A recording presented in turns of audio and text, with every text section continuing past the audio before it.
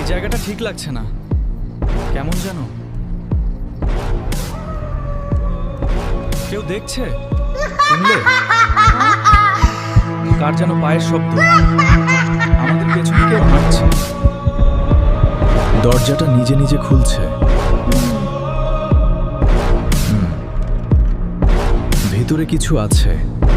ওটা কি? দেখলে? ওটা মানুষ না, নড়ছে, আমাদের দিকেই আসছে।